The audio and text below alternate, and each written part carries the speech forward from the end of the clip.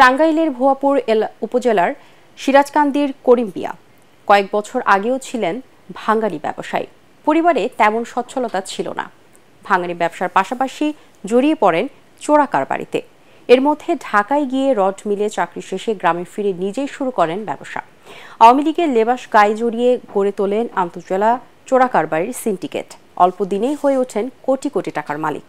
শুক্রবার সিরাজকান্দির গোডাউন থেকে সালাম স্টিল কোম্পানি চুরি হওয়া ২০ টন রড উদ্ধারের পর বেরিয়ে আসে তার আসল চেহারা। এ ঘটনার পর এলাকা থেকে পালিয়ে যায় করিম। সামান্য ভাঙাড়ি ব্যবসায়ী থেকে চোরা কারবারের মাধ্যমে এত টাকার মালিক হওয়ায় এলাকাবাসীর মনে দেখা দিয়েছে নানা প্রশ্ন। করিমের গ্রেপ্তার সহ নানা অপকর্মের বিচার চেয়েছেন সালাম স্টিলের জেনারেল ম্যানেজার শফিকুল আলম পলাশ সহ স্থানীয়রা। করিমের যে ধরনের কাজ কাম করছে এলাকায় মান সম্মান ডুবাইছে, ঠিক আছে, এর বিচার আমরা চাই।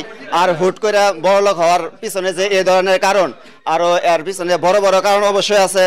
আর অল্প দিন আগে করতো ভাঙ্গুরির ব্যবসা, এখন হুট করে এত বড়লোক হওয়ার কারণ গাড়ে কোটি কোটি টাকা গাড়ে খাড়াইতেছে, বলকেটের ব্যবসা করতেছে। এই জায়গায় আবার রড চুরি করে ধরা পড়ছে। কালকে শোনা যা বলছে, তাহলে ওই জায়গায় অবৈধ সবাই ওর যত ব্যবসা বাণিজ্য আছে সব হইতেছে অবৈধ পথে করে তারপরে বড়লোক হয়েছে।